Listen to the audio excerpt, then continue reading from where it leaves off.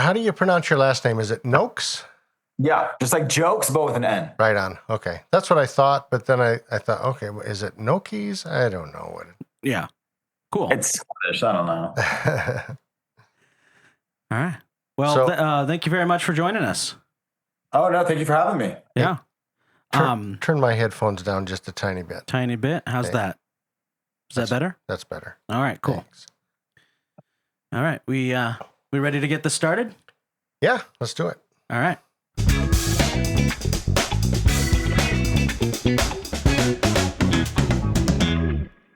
All right. Welcome to my dad's movie podcast. I'm Mick Johnson. I'm the dad. And with me, as usual, my son, Tabor Johnson. Good to be here. Glad to be back, everybody. Yeah. And, that's right. We're off into season 2 now, aren't we? We are into season 2. That is correct. Nice. Yeah. So tonight, we kind of have a special episode. Usually we kind of focus on directors and movies that directors put together.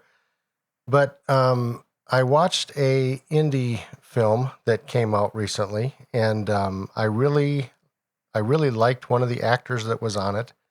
And so I thought, you know what? I want this guy on my podcast to get to know him a little bit better.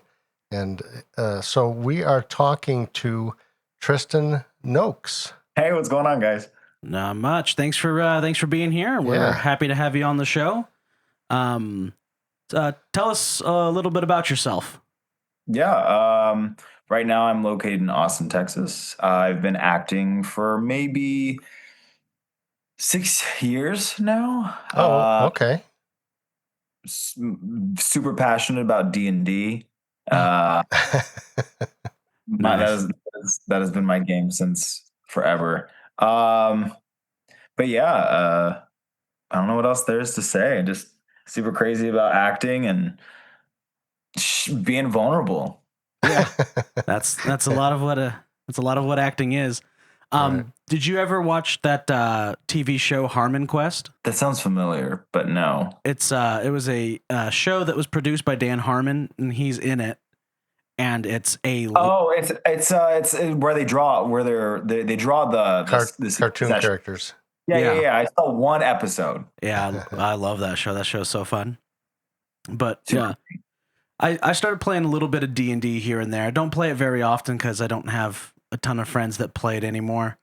Yeah. But yeah, it's a lot of fun, and there is a lot of acting involved in that if you're like really getting into it and stuff like that. So it's a lot of fun. No, I will tell all my actor friends. I said, even if you haven't played D&D, it is probably the best acting exercise that you can do because it is literally all improving. Oh yeah, and especially just staying in character. Like me, because I've been a DM for 10 years, so nice. I have major control issues. If you can't tell, I normally don't like being a player because of those control issues. So I like to be everyone that you're not. But yeah, as a DM, playing certain characters, I've cried multiple times just being that character. Yeah. And like my partner's like, "You're weird." And I'm like, well, you can shut up. Well, I mean, so it sounds like that, like in a couple more years, you're going to be a director too. So, I mean, at this point, yeah. Well, I think we're talking to a future auteur. Yeah, absolutely. Yeah. I don't know how much you know about Dungeons and Dragons. Well, and stuff I was like just going to say, you said DM. I am not a Dungeons and Dragons person.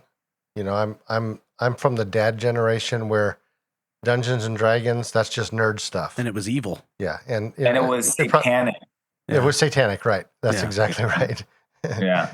Now I know that that's not what it is, but if you don't know what the game is, the layman's term and probably the most basic thing I can give you is that it is literally going around the campfire and you have one person telling a story and then the other people in the campfire can contribute in that storytelling. Okay. Yeah. So for instance, you have your common enemy just like you're watching a movie, and then you as the storyteller, you say, "All right, you're here. What do you want to do?" and then they say exactly what they want to do. A couple of dice are rolled, and based off of how high or how low you roll, depends on if it succeeds or it fails. So the story just kind of progresses along with as decisions are made and dice is rolled and Correct. Yeah. So there is a loose storyline set forth at the beginning, and the DM is the one who writes the story and fills it with all these ancillary side characters and stuff like that. Okay. And then everybody else writes their character, gives them this, big dramatic backstory, and then their characters fall into the story. And I've seen stories completely change directions based off of what people's characters have done and stuff like that. So Right. it could change. The story that you planned is not how it ends, For me, I cannot make a story from beginning to end because I don't know what they're going to do. Yeah. So it has to be session to session. So So as the DM, you're improving also. Correct. It is a constant draw because, again, you don't know what the players are going to do. Right. You can, have folk talk like this and, go into the tavern. You say, hey, what you want? And then the players come in and kill them. And when in actuality, that character that you're playing was like a big part of the story. And, we want to kill him. And then you're like, now what do we do? Right. I'm like, what do you do now? So then now it's a thing to like maneuver the story to figure out, right. Yeah. What's going to happen next? Sounds a little bit like Parenthood, really. Yeah. Yeah. You have a plan of where everything's going to go when you raise these kids. Right. What my kids are going to do and, how everything's going to work out. And no, it just never goes the way you think. Yeah. Yeah. Yeah. But it's a lot of fun. And Harmon Quest was a really fun show. That's I loved that show. I thought that was so much fun watching those cartoon characters while they were telling the story. Yeah. That was a blast. Really cool show. There's a number of shows. haven't seen Harmon Quest that much, but I'm normally Critical Role, which that's one that I hear a lot about. They do a lot of D&D. That's what I got into. I got into D&D by watching that show. There's Dimension 20, and then a bunch of other TV shows that are out, and D&D has expanded a lot since then. Right on. So, tell me about some of the things that you've been involved in as far as like movies. Are you also involved in like music videos or any of those types of things, or is it just strictly movies and... Yeah, I try to. Most of my career, I've tried to go through either TV or TV or film. I've done some commercials here and there, like a Sprouts commercial and like a construction commercial. But most of my work has been in TV and film. A lot of short films have won awards, but most of my work is like. Every time I get something, I always want something to be a little bit better than the last one. Right. And I'm trying to get to that like elevation of like, okay, I just did like at the start of my career, I just did a student short film that was free. And then after like 2 or 3, I was like, okay, I'm just going to get paid ones. Like I'm not going to do free ones anymore. Right. I think I got enough for my demo reel. I'm going to do some actual paid ones. Then I did a couple of paid short films. And then I said, okay, no more student films. So then I went to short films that were no longer student films. And I said, all right, so now I'm going to do no more short films and just do feature films. Okay. So the last one that I did was The Death of Snow White. And the one before that was like, it was called Winter Breaks. And that's kind of like this generation's Breakfast Club. It was called Winter Breaks? Yeah. Oh, okay. When I looked up your IMDb, I did not see that on there. It is in production. The director isn't the best at keeping everything up to date. Okay. So it's not out yet? It's not out yet, no. Okay. It's in post-production. It's in rough cut. We just had a meeting about it, about like what's going on at the moment, finances. So this is a feature film? Yes. Okay. And is it... So, like Death of Snow White, I think it was listed as a dark fantasy action horror film. Is this last one you're in? What's it like? Yeah, Winter Breaks is definitely coming of age. Okay. I play this really douchey college guy, who's like this nepo baby, and I get all my friends together to go to my house. And this is my parents' winter house. So I grab all my parents to go to my house, and every winter break, drama starts getting higher and higher and higher until senior year, and that's where everyone's arc comes to a conclusion. Oh, It's okay. where you do the "don't you?" Yeah. Nice. Nice. So, Yeah. So, yeah, a couple of the things that I saw on your IMDb, King Richard, Changing Tides, Cigarettes and Coffee. And then I think you had a little demo reel on there at the beginning, and I noticed The Piece of Christmas and Be Happy. yep. So are all of those feature films, or are some of them shorts? Yeah, Be Happy was a feature film. That was a horror feature film that brought us up till like 6 o'clock in the morning every night. King Richards, I was an extra along with Will Smith. That was a Will Smith movie with his with his daughter. Yes. Oh, I watched that one, the tennis. Yeah, I was in the audience. Really? I was in the audience watching the ball go back and forth. Right on. Yeah. Then there was Changing Tides. That was a short film. Piece of Christmas. That was a short film. Both of them won awards. Okay. I think that was it. Yeah. Most of the stuff, there was Flicks in there as well. That was a student short film that I placed in my demo reel. But yeah, I'm just going right at this moment right now. I have a full-time job. I'm trying to.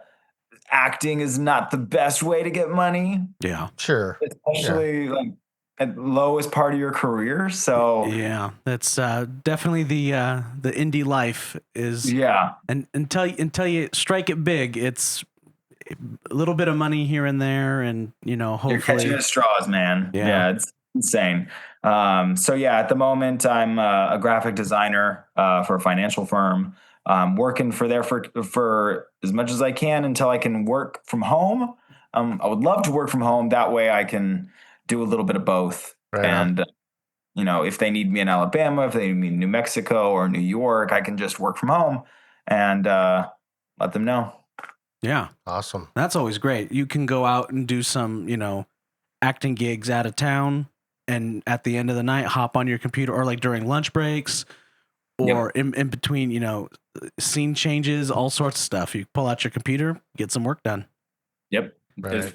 I'm just waiting for that moment. I've been with them for 7 months, so I'm just waiting for that moment because there are some people who are in office, some people who are at home. I really wish it's hybrid. We'll see where it goes. Yeah. Awesome. So, The Death of Snow White. Let's talk about that for a few minutes. The director, Jason Brooks. How did you come to be a part of this movie? Yeah.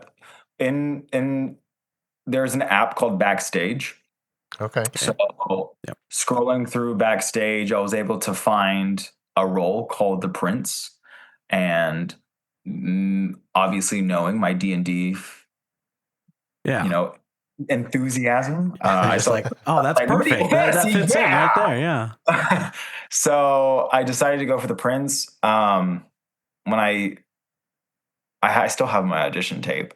But when I filmed it, I was like, I don't know if I'm gonna get it. Like, I showed it to my friend, and she was like, "No, it's really good." And I'm like, "Hey, you're my friend. Like, you're gonna give me all the props and the kudos as much as you want." And she's like, "No, I'm being honest." But yeah, like, I think maybe 2 or 3 days after that, they wrote me an email and said, "Hey, they would like for you to be the role of the Prince." And I was like, I was ecstatic. I was like, everything was covered. It was amazing. It was Right a on. great role to have. Oh, that's awesome. Loved every minute of it. Yeah, I bet. I've seen a little bit of the the behind the scenes photos and videos and stuff like that, and it looks like everyone that was on set was having an incredible time. It was an amazing time. Everyone knew each other. I was coming into everyone knowing each other. Yeah. Like, this was a production company that I've worked on multiple sets before in multiple movies. So I was coming in, I was the newbie. No one knew who I was. Yeah. I have like severe ADHD. So it's like when they don't need me on set, I'm like, I'm not just going to stand around and do nothing. I'm just going to go over here and have some snacks. Yeah. And then as I leave, they're like, "Where's Tristan?" Tristan, where are you? And like then they had to text me, or an aide or a PA had to come and find me. And I'm like, wait, I'm here. And they're like, and just like throwing arms up in the air. And then Right. that became my shtick. It was like, where's Tristan? Where Where- is he? Yeah. Now we need a stunt double for Tristan. Yeah, there you I go. know. Yeah. So Stand in. so that became my shtick. They were always asking where I was, even when I was right there in front of them. Yeah. And then, yeah. So if you ever ask Jason, where was Tristan? He'd be like, I don't know. Check the snack table first. Yeah, there you go. Yes. Always at craft services. Right. Yeah. I love it over there. Yeah, that's fun. What so like was this like the biggest feature film you had done to date? Or Probably. When Yeah. it came to budget, I think budget for this movie was around $2 million. oh jeez. Oh, really? Wow. Wow. That included actors, that included stunts, that included special effects, that included everything. The sets. Mhm. Well, Yeah. I had read that you guys built a castle. We did. Yeah. We did. It was made out of polystyrofoam. Okay. And the Lotus, they call it the Lotus lot. It's his backyard, which he had this huge plot of land. He works in construction, and they built the whole Renaissance Festival in his backyard, and they built the entire castle in about like another quarter of a mile out. Okay. Oh, wow. So like everything you see in the movie was all in their, like we call it the Lotus lot, but it was his backyard. It just had loads of land that Yeah. he just used for it. Right. Yeah, I've been out there. It's really nice.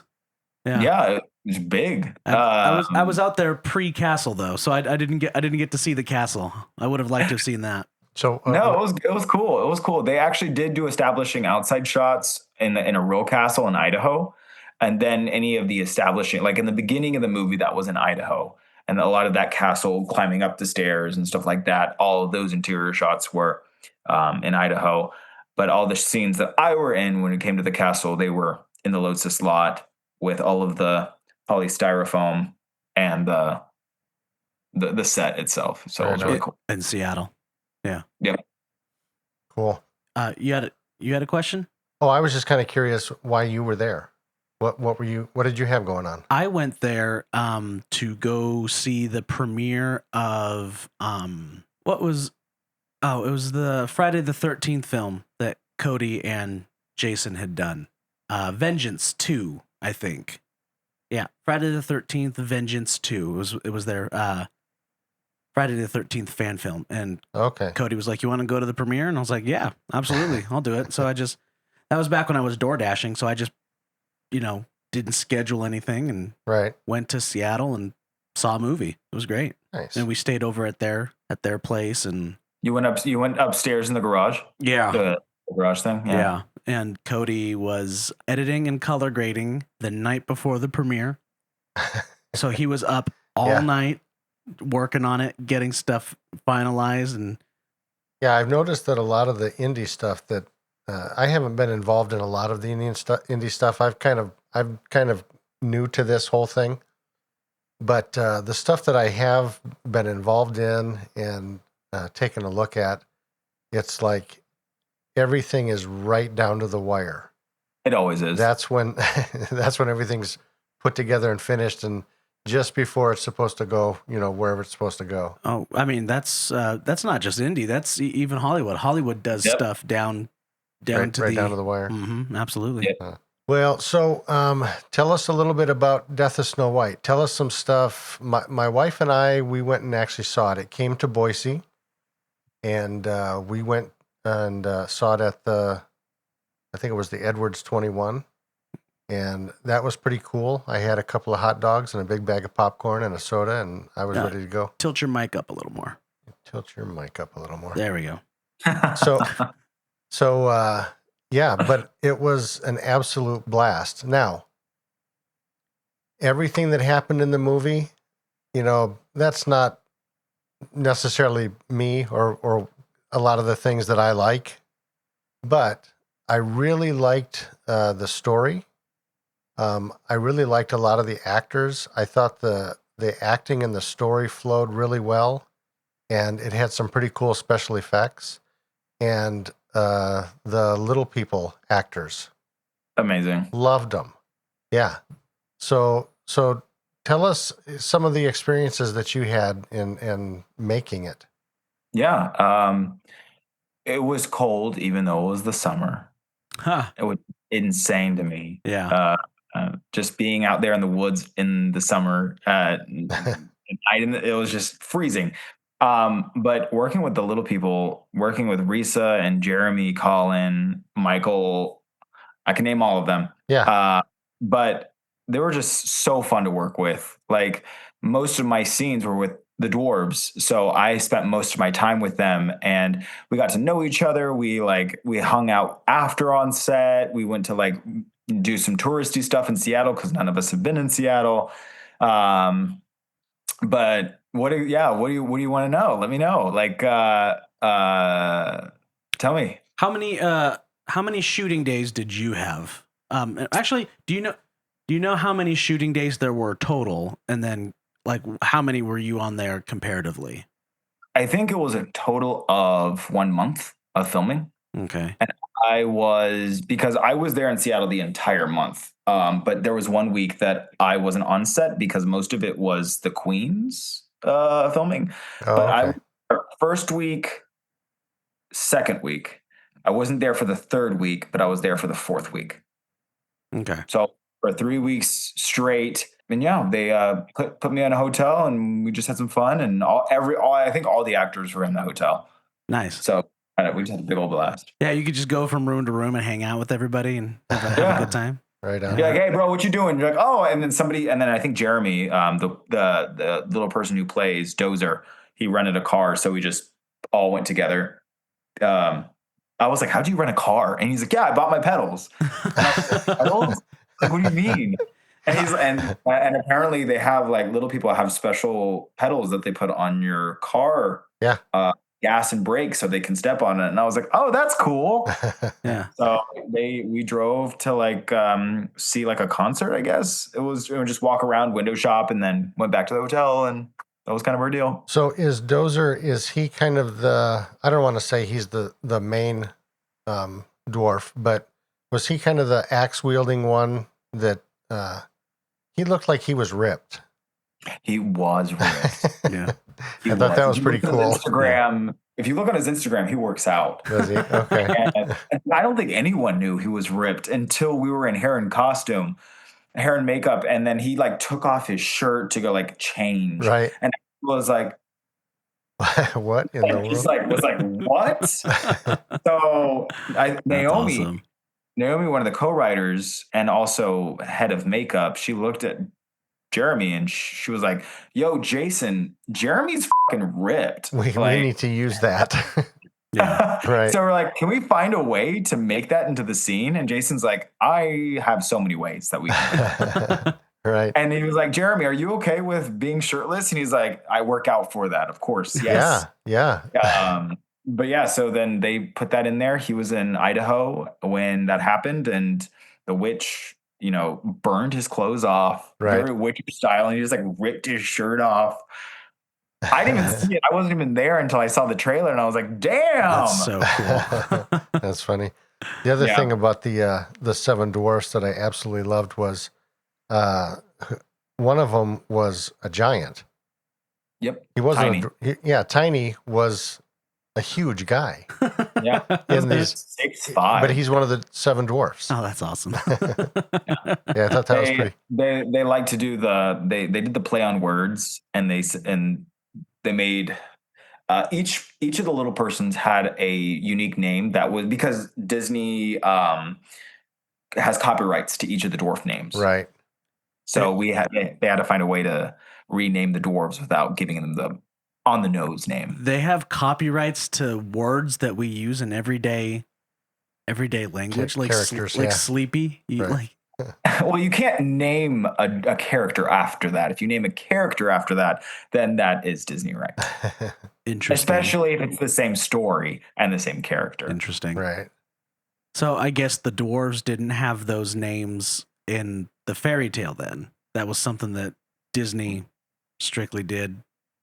I don't know.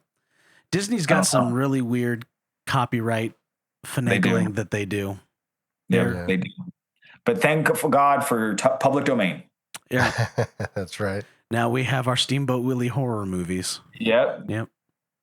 So, what was there was another thing. Oh, I think they were called mirror demons. The mirror on the wall. Oh yeah. Those were so freaky. Oh, and awesome. Like when there was just one, that was freaky. But then I think at some point, then there was like a whole bunch of them in there. Mm-hmm. Yeah, I thought, oh my gosh, they were pretty creepy. So I knew all three of them. All three of them were like, I've seen them on set. We grew close. We were friends. And then I think the mirror demons, I didn't even know. I knew that the mirror demons were coming in. When I read the script, I thought in my head that it was going to be the reflection of the evil queen. But like, have you ever seen The Boys where Homelander talks to himself in the mirror and he's like psychotic and he's talking to himself in the mirror? And that's what I thought that's what it was going to be in the script. Yeah. And then I saw it, and then the people I was close to, like, hey, yeah, we were butt ass naked, painted black. Here, you want to see? Yeah. And I was like, oh, I had no clue. I was like, that's freaking awesome. Yeah. Very dark fantasy. Loved it. Yeah, very dark. Yep. Yeah. Did you watch The Boys? I have not watched that. Oh, that show's incredible. I love that. Super grimy. If you don't like gore, it's not your thing. Yeah, I probably wouldn't like it then. Yeah. I love it. It's superheroes if they had a PR team, and they act like normal people, and some people just like have too much power and have too much of an ego. All the bad stuff they do gets swept under the rug because it would hurt merchandising. Yeah. So they're like celebrities, and celebrities get to do whatever they want, but they have superpowers. Yeah. Nice. What was a big focus of this podcast is we like to talk about the director and their directing style. And so we'll sit down and we'll look at a movie and we'll analyze it and we'll notice things that that the director does and things that return and come back in other movies. We have not had the opportunity to talk to Jason yet. But this is I would like to get him on. I'd like to talk to him. I think that would be fun. Yeah, that'd be a lot of fun. But we wanted. It's an interesting opportunity to talk to an actor and talk about their relationship to the director. We have not talked to an actor and like the director relationship yet. So I was wondering, what was it like working with Jason, and what were some of the highlights, and what was something you learned from that relationship? Have you worked with him before? This was my first time working with Jason. Jason was a very good director. He didn't give me any of my pet peeves. A lot of, and I'm pretty sure I can speak to most actors, is that when a director says, "Can you give me more?" I don't understand what that means. So if you're like, it's a very emotional scene, you're bawling, it takes a while for you to get in there. Some actors are method actors, which like they will shut themselves out the entire day until that scene happens. Others are like, in scene. Like, but sometimes it takes a while to get into that emotion, and then you get into that emotion and then cut, and then the director goes, "Can you give me more?" And I'm like, more what? What does that mean? Right. You want more tears? You want more emotion? You want more angles? You want more body motion? I don't know what that means. But Jason didn't do that, which I really liked.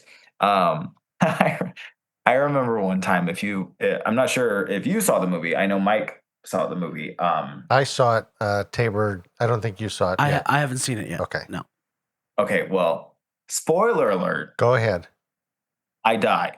Oh, good to know. Are you serious? But I will tell you, when I died, Jason is telling me, okay, so when you kiss Snow White, The poison is going to come out of her mouth into yours, and you're going to die. Cool. So I'm like, okay, how am I going to die though? How am I going to die? And I'm just thinking about that. I'm like, is this like a convulsing? Is this like a slow death? Like, what kind of death is this? And in my head, I get inspiration from Avatar, and I'm thinking, what's his name? Jake Sully, Yeah. where he's like gasping for air and he's convulsing until the moment that he just can't breathe anymore. And then he dies until Natiri saves him. Right. So I'm over here.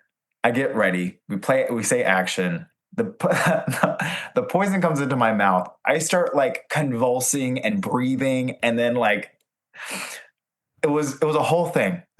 Jason comes out of the bushes and he goes, "Yeah, can we not do that?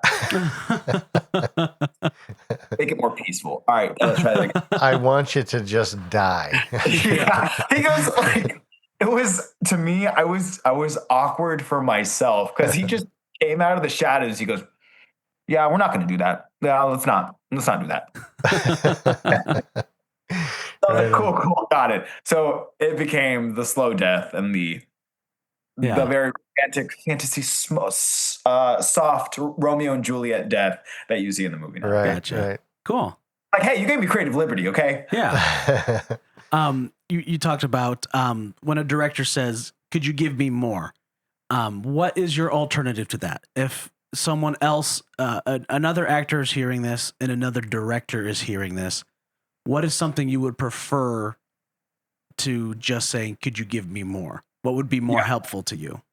Yeah, if you want to be more, if the director is more specific, as in like sometimes when directors say that, they don't know what they want. A lot of times they have a vision in their head, but they don't know how to articulate it. So they'll just say more. But there are experienced and more veteran directors who know exactly what they want. So they'll like, can you look at her longer? Can you look at her in this line and then look away? Or can you linger on this line longer? Slow down, speed it up. When you say this line, I want you to take a breath and really draw in what you're saying. Those are directions that an actor can take. But when you give this general direction of like, give me more, I don't know how to work with that. I don't know what to give you. That's There was a lot of things going on there. So more of what? exactly. Right. Exactly. Okay. For instance, Jason never did this, but if I'm going to like reenact a scene of Snow White's dying in my arms and I give out my monologue, that's a whole monologue. All of those words I've just said within 3 minutes. And if a director says, "Hey, can I have more?" That's 3 minutes of dialogue. What do you want me more of? Do you want more empathy? Do you want more longing? Do you want more eye contact? Do you want slowness? Do you want energy? I don't know what you want. So it can get really frustrating if a director doesn't know what he wants and will like and I tell a director immediately, you cannot hurt my feelings. I'm like, my job is to make you happy. And if you're not happy, I'm not happy. Right. Yeah. I want you to tell me. Obviously, you're not going to say you fucking suck, but you're also going to say like, "Hey, I don't like that. Yeah. Do this." Blah blah blah blah blah. Right. We'll have some collaborative storytelling and be like, "Hey, I feel like," and I'll always ask. I'll say, "Hey, I read the script. I feel like he would say it like this." And then if the director goes, "Let's try that," and then let's try another take, and I'm like, "Absolutely, let's try that." So it's Right. just like all collaborative. Nice. So communication. Oh, always, Yeah. always. That's every project. Yeah. See, that's my biggest weakness in not only in directing, but in every aspect of my life is communication. Yeah. I have a hard time communicating. Tabor and I we've had some discussions about communication before. Oh yeah. Yeah. Many times. So do you know how, I haven't heard how is the movie, The Death of Snow White, how is it doing? I know that it has been going around the country to different theaters.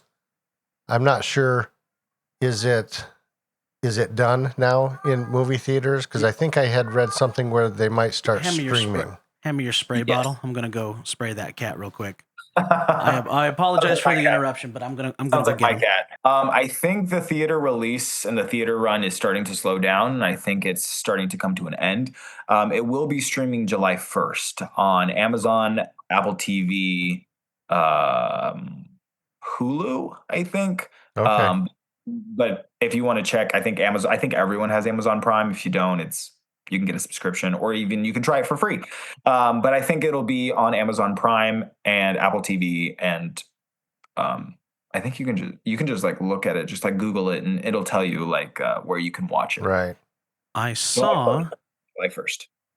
So how has it been doing? Do you know how things are going with? Not sure. I don't know. No. I I think that question can best be answered by Jason since he knows since he's running the ins and outs of like Right. what Right. the distributors. But most of the time, actors are there for production, and then post production, actors are left in the dark. Yeah. Like sometimes the director will be nice enough to give us updates, sometimes he won't, and sometimes actors will have to nag and be like, yo, what's up, what's going on. Right. So no, like, yeah, actors aren't normally given the information of all those fine details in Yeah. the end. So the movie overall was pretty good. I really enjoyed it. There was a few things. I don't know if I like that so much, but overall, I thought it was really good. But when it got to the end, and I love these types of things when you put things at the end of a movie that it's like an extra, it's a bonus thing, Yeah. and it was like, the making of Death of Snow White. Yeah, I thought that was awesome. That was almost better than the movie for me. Was watching all these little outtake things was just a blast. Yeah. Yeah. Yeah. I'm surprised they didn't do all of my blooper reel. I'm like, I have the entire film could have been my blooper reel. We should get a hold of some blooper reels and put them on the podcast. Yeah, that would be fun. That would be fun. Yeah. This is Tristan. This is blooper Tristan. Yeah. it would be messing up my lines every single 2 seconds. It happens. Yeah. It's part of the job. Yep. Let's see. What else do we have for Death of Snow White? Well, I know that when I talked to Tristan earlier, he did have some time constraints. I think you said you had about 30 minutes and you needed to go. Yeah, if you want to do one more question, we can, and then we'll wrap. We'll call it. We'll call it a. Yeah. Okay. Sounds good to me. Yeah. My question is, what do you have in the works right now? Anything big coming up? Anything special planned? I don't have anything in production yet. The biggest thing that I have that is in post production is Winter Breaks. I think it's a great story. I think it has great potential. I'll see the director is from LA, so he is getting a couple of editors in, but post production can make or break a movie. So who is the director on that one? His name, I know his first name. His name is Michael. Okay. And I want to say Michael Scott, but that's an Office character. But that would be so cool if that's what his name was. I know. Great Scott Productions. Right. Yeah. Let's see. I know it's Michael, but I don't know his last name. How do I not know his last name? He's gonna kill me. Well, we may. I'm on his Instagram. I'm on the Instagram. I found it. Okay. It's Michael Tabb. Of course, I knew it. It was Michael Tabb. I've known his last name. It just wasn't coming. It wasn't registering. His name is Michael Tabb. He was a lost boy in the Peter Pan, the Hook movie. Wow. Oh, really? Oh, that's cool. Yep. So this was kind of a passion project for him. So he's been waiting 30 years to make this movie, and he grabbed a couple of Austin actors and started making the film.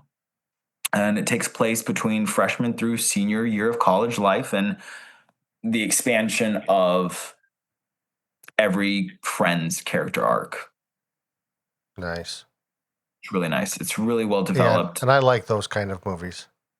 Amazing. Yeah. I'm not a big coming of age audience member, But I love this story. This story is like filled with drama. It's a lot of like heartbreak. Right. It gets you in the feels. Yeah.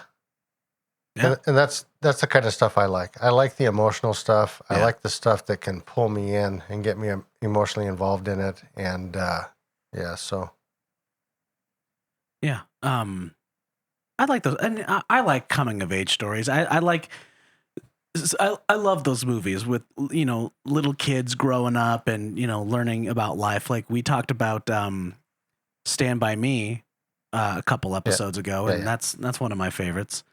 Yeah, it's a fun little genre. I mean, I even have something in my head that's kind of in the same vein, right. that, you know, a project I wanted to do, but yeah, we could talk about that later. Yeah. I just sent you the poster. Oh, cool. Oh, you did? Oh, awesome. Oh, it just popped up there on it my is. phone. Perfect. There it is. So Tristan, where can people find out about you? See some of the stuff you're involved in, these types of things. How can we promote you? Yeah, I kind of put all my information, all the new events I'm doing on my Instagram. It's Tristan, Tristan, last name Nokes, Nokes. And that's every kind of update that I do, any kind of movie that I'm being casted in, any new life updates. That's normally where I go to. Right on. Awesome. Nice.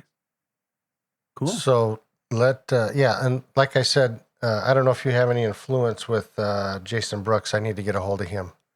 But let your friends know about our podcast. And I think are you on Facebook also? I'm not avid on Facebook. I'm Okay. mostly on Instagram, YouTube, stuff like that. But Okay. Yeah, you know, we're trying to find, you know, more guests to have on the show, directors, actors, just anyone in the industry we know want to get in touch with and talk to. And also we're trying to build our audience. You know, we're still kind of a small little, Sure, you know, podcast. So yeah, spread the word. It'd be, you know, really helpful for us. We'd freaking love that. Absolutely. Yeah, and we'd you know.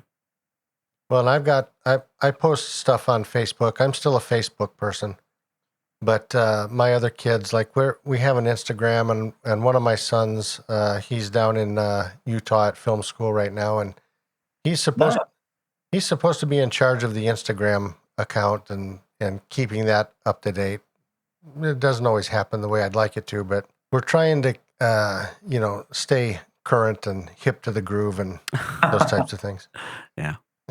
Anyway, Tristan, thank you very much for coming on. Yeah. No, thank you for having me. We had a really awesome conversation. It was really nice getting to know you. Hopefully if I have something, you know, in the works, in the upcoming months, I could send something your way, maybe a script for you to look at. It'd be fun to keep you in the loop. Right on. Absolutely. No, I'll be more than happy to audition. Yeah. Yeah. Cool. And we'll get you posted on all of our stuff. Yes, please do. Keep you guys updated. Get people hearing about you. That'll be awesome. Yeah. So you did a really good job. So yeah. Thank you. Thank you so much. Yeah. Thanks for listening to My Dad's Movie Podcast. We had a lot of fun creating it, and we hope you enjoyed it. For more content, please check us out at Facebook and YouTube at My Dad's Movie Podcast, or visit our website, mydadsmoviepodcast.com. And always, if you'd like to help support us, please check out our Patreon at My Dad's Movie Podcast. Thanks for listening, everybody. All right. We ready to roll on out of here? Let's go ahead and go. All right, let's do it.